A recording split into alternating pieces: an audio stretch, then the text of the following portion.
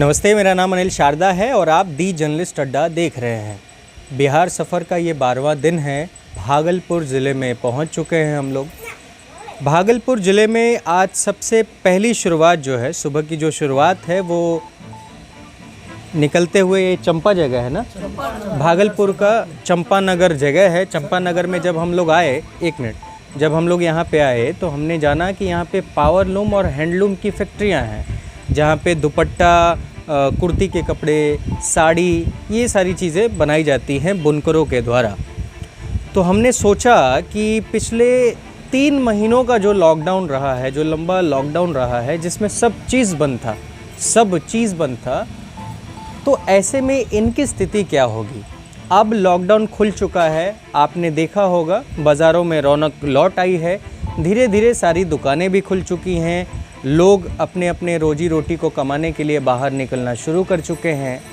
लेकिन ये जो बुनकर हैं, अभी इनके पास प्रोडक्शन के लिए ऑर्डर नहीं आ रहा है और मैं इन्हीं की परेशानियां जानने के लिए निकला कि आखिर ये लोग काम किस तरीके से करते हैं, क्योंकि भागलपुर में पावरलूम और हैंडलूम का एक पूरा इतिहास रहा है अपना, और उस इतिहास को आज भी ये लोग यहाँ पे जीवित रखे हुए हैं, अपना काम कर रहे हैं, अपने परिवार को चला रहे हैं। तो अगर भागलपुर आया जाए और इन सारी चीज़ों के बारे में ना जाना जाए तो मुझे लगता है कि भागलपुर आना आपका सफल नहीं होगा। तो मैं यहाँ से बातचीत शुरू करता हूँ। सबसे पहले आपका नाम क्या बताया था आपने? हाफिज असद। हाफिज़ भाई हैं, तो हाफिज़ भाई से मैं बातचीत करूँगा जी। हाफिज़ असद, इनसे बातचीत किया जाएगा और जाना जाएगा कि आखिर क्या कुछ परिस्थितियाँ रहीं इन लोगों के जीवन में ये पिछले 3 महीने के लॉकडाउन में, लंबे लॉकडाउन में। ये हमारे लॉकडाउन की वजह से जो है अब तक हम लोग, नाम बताइए और कब से ये काम कर रहे हैं पहले? ये हमारा नाम है असद है, और जो हम जो है अपना जितना जो पढ़ना लिखना करके उसके बाद ये हम अपना बुनकर का काम कर रहे हैं और इसी से बाल बच्चे को जीवन पोषण कर रहे हैं। मगर ये लॉकडाउन के वजह से जो कि बच्चे हमारे पढ़ने लिखने सब पढ़ाई लिखाई बंद है और भूखमरी के हम लोग भी शिकार में अब तक पड़े हुए हैं। हमारे पास ऑर्डर हैं, अब तक हमारे खाली मशीन पड़े हुए हैं जो काम नहीं है। हम लोग जो है बुनकर हैं और जाति बुनकर हैं, जो कि बचपन ही से हमारे बाप दादा पुरखों से ये काम होते आ रहे हैं। और अभी जो है ये लॉकडाउन के वजह से न हमारे पास काम है न ऑर्डर है, और ऐसे में अभी बैठारी में हम लोग पड़े हुए हैं। आपके परिवार में टोटल कितने लोग हैं जो इस व्यवसाय से जुड़े हुए हैं? हमारे परिवार में मैक्सिमम जो है मिला के 20 परिवार हम लोग हैं। 20 लोग का इसी से जीवन पोषण चल रहा है। पढ़ाई लिखाई इसमें सभी बाल बच्चे को कर रहे हैं। अपना कम खा के बच्चे को पढ़ाना लिखाना भी करना पड़ता है। आपका नाम क्या हुआ? मेरा नाम मोहम्मद अकबर हुआ। अकबर भाई, ये जो 3 महीना पूरा लॉकडाउन रहा है और जो पहले आप लोग ने ऑर्डर वगैरह तैयार किए होंगे वो सब चले गए थे या फिर अभी भी पुराने भी पेंडिंग पड़े हैं और नए का भी ऑर्डर नहीं आ रहा है? क्या स्थिति है? पुराना माल जो मेरे पास जो पहले से जो ऑर्डर का जो बना हुआ था लमसम, अभी वो माल मेरे पास ऑलरेडी मौजूद है। इसी दरमियान जो डाउनलॉक जो हो गया तो हम लोग का जो स्थिति बस से बेहतर हो गया है। ये लॉकडाउन जो थोड़ा सा जो खुला है, जो मार्केट जब खुल रहा है धीरे धीरे, चैनल पर पहले जैसा आ रहा, लेकिन मेरे लोग के पास अभी कोई न फूड का व्यवस्था है, न महाजन का व्यवस्था है, न कारोबार का व्यवस्था है, और अथाह स्थिति में हम लोग खड़े हैं। कहीं से कोई चारा पानी का कोई साधन नहीं है। हम लोग भी अपने फैमिली में 10 मेंबर हैं और इसी कार्य से जुड़े हुए हैं, और मेरा पुरखों से भी यही कार्य रहा है घर पर, और आज भी यही है।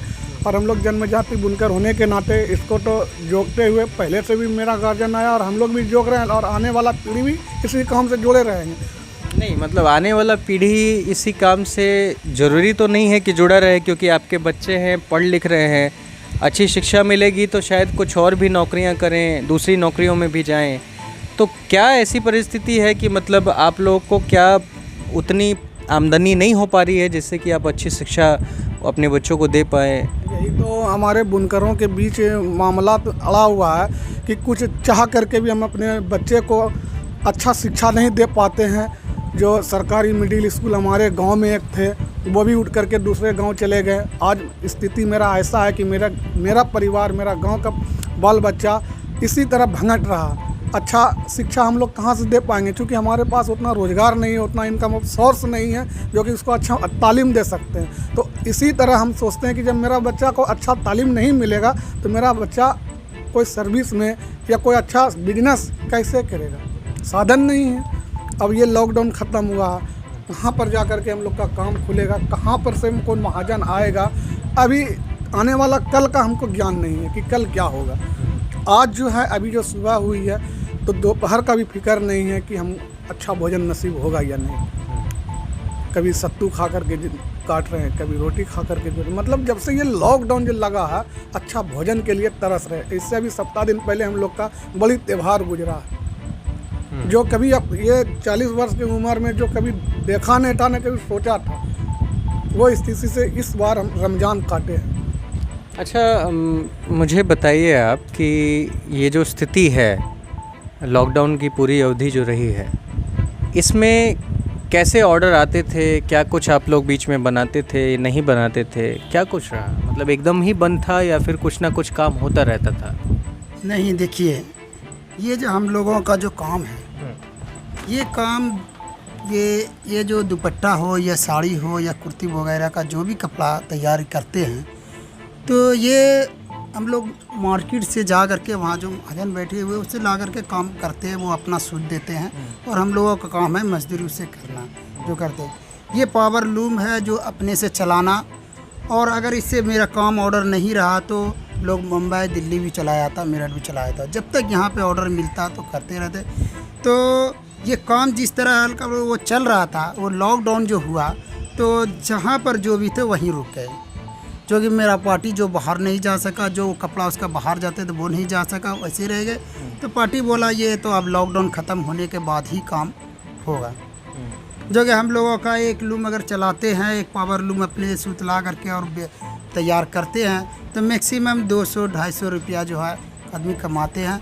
और ये लॉकडाउन की वजह से ये जो सारा बंद रहा, हम लोग को काफ़ी परेशानी उठानी पड़े। और जिस तरह के ये तो भागलपुर सिल्क सिटी नगरी कहा जाता है और वह बहुत बड़ी पूंजी भी कहा जाता है, और हम लोगों के बीच जो हम लोग जो काम करते हैं, ये समझ लिए कि बहुत ही निचले क्वालिटी, बहुत ही गंभीरता से सिर्फ हम लोगों को मजदूरी मिलता है। अब इसके बीच जो लॉकडाउन हो गया था, बहुत परेशानी उठानी पड़े। और क्योंकि ये प्रधानमंत्री मोदी जी का ये जो आदेश हुआ कि ये जनता कर्फ्यू हुए और ये महामारी जो हुआ इसका पालन करें, क्योंकि ये ऐसा महामारी है कि एक दूसरे को जो पकड़ लेता है, तो इसके कारण इसका पालन करना पड़ा। चाहे जिस तरीके से भूख मर करके या कैसे हो भी अपने घर में पड़े रहे, और उसका पालन आज भी कर रहे हैं। यहाँ तक कि हम लोगों का मस्जिद आना जाना भी बंद हो गया, क्योंकि 10 तरह का लोग रहेंगे, उससे कि किसके पास क्या है, तो इस कारण से जो बंद किया हम लोगों भी उनका पालन किया, आज तक भी बंद है। अब देखिए 8 तारीख को जो खुलने का है आदेश हुआ है, खुलेगा तो अभी तक हम लोगों ने घर में बैठ के ऐसे ही रहते हैं, सोए पड़ते देखते, जो कि 6 बजे से काम हम लोगों को करना चाहिए, 12 बजे 11 बजे दिन तक वह आप तो हम तो सोए हुए। उसके बाद उठे आपने अपना जो मैं हमारे स्थिति के बारे में जो पूछ रहे थे, हमने आपको बताया। अगर काम चालू रहता तो हम लोग 5-6 बजे 7 बजे से उठ करके अपना काम करते हैं, इसलिए सोए। अब उठे, आज जुमा का दिन है, इसलिए कि मस्जिद भी बंद है, तो इसी तरह हम लोगों को घर में ही जोहर की नमाज ही अदा करनी पड़ेगी।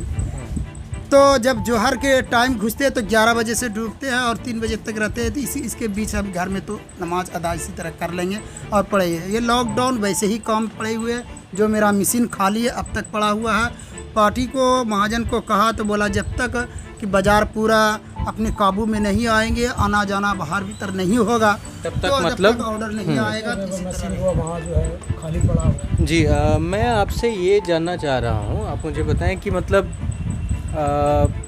कितने परिवार जो है काम करते, क्योंकि आपने बोला कि आपकी पत्नी, बेटी, आपके बेटे, आपके भाई सब कोई लगे हैं, तो क्या कुछ मतलब कितना प्रोडक्शन कर लेते हैं आप?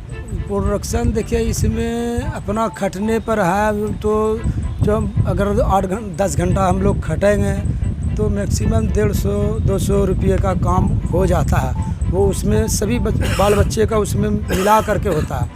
वो बताए ना हम आपको, वहाँ मशीन जो पड़ा हुआ है, मैं दोबारा चल के वहाँ पे बातचीत करूँ, तो उसमें एक वहाँ होता है, फिर और दूसरे जगह काम हो करके फिर सबका अपना अपना अलग ढंग का काम है। कोई वो काम किया, कोई नली फिराया, कोई बाइबिन फिराया, कोई जो है फिर कारीगर जैसे वहाँ खड़ा होकर के मशीन के पास वो चलाया, वो सब का काम बटा हुआ है। आप एक बार चल के मतलब बताइए कैसे क्या कुछ।